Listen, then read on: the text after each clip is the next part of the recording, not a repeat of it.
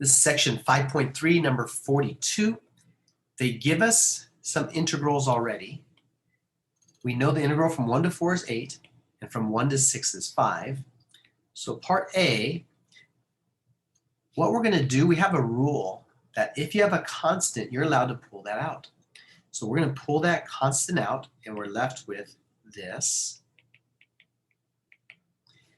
The question is, what's the integral from 1 to 4? Oh, that's 8. Replace that with 8,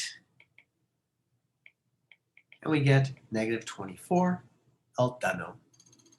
All right, for part B, B is pretty easy because I'm going to change this one that I did to B, UBB, and the only difference is these negatives are now positive. Done. There, BB. All right, let's do C. Do C.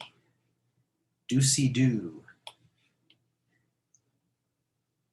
So part C, I'm going to take the 12 out in front, and then I have that. I'm using my constant rule. Now we have a problem. Houston, we have a problem. This part C happens all the time on AP tests. This is a property, what you're going to use. So if I have a function from A to B, and I want that area, that's the integral from A to B, right? You learned you can pick any C you want to, any point, and break it up into two separate integrals. I could make it the integral from A to C, and then from C to B. That occurs a lot on the multiple choice portion of the AP test. I'm just warning you. It's probably going to be at least 2 questions, if not more, on your AP test on a multiple choice. And you're going to see that definitely on your test in January, your 2 Chapter 5 tests in January.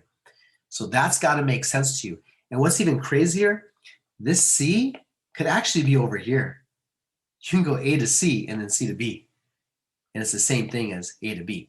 So we're going to use that property. Look what's going on here. We have 6 and 4, 1 and 6, 1 and 4. Do you see what I see? I can go 1 to 4. Okay, I can go 1 to 4, and then 4 to 6, and that equals 1 to 6. So let me write that out. This is side work I'm going to do down below. I'll do to the right, actually. Let me get rid of this. This is side work. See if you agree. And I'm not going to put my f of x's and dx's, just see if you agree with me. Do you agree 1 to 6 is 1 to 4 plus 4 to 6? You should all agree with that, right? Well, do we know 1 to 6? Yeah, that's 5. Do we know 1 to 4? Yeah, that's 8. See, 1 to 6 is 5. 1 to 4 is 8. Plus 4 to 6. So what is 4 to 6? I'll go ahead and put the f of x dx now. Well, if I want to isolate this, I subtract 8 from both sides. So if I subtract 8, I get negative 3 is 4 to 6, right? But they want 6 to 4.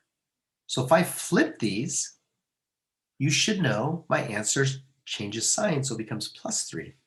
So this becomes 12 times 3, which is 36, and it matches that answer. Dun, dun, dun. This property is very important. Make sure that made sense to you. All right, we're going to do party. Okay, so I'm going to pull the 3 out, and I want 4 to 6. I'm sad. I erased all the work. I can go back to it. I can go back. Back. I don't want to. There, it's still there. Okay. Whew. So party, there's a 3. I'm going to pull the 3 out in front, and the limits go from 4 to 6. That's party. But I just calculated 4 to 6. 4 to 6 we found out is negative 3 using this property. So it's going to be 3 times negative 3, which is negative 9. And just a side note, This, without putting the F's there, is okay for a multiple choice test because you're not actual work. But if you were to do this on an FRQ, no points. You have to put your F and your DXs and all that. I just did that because I'm lazy and I'm the teacher and I'm not taking the test, so I can be lazy.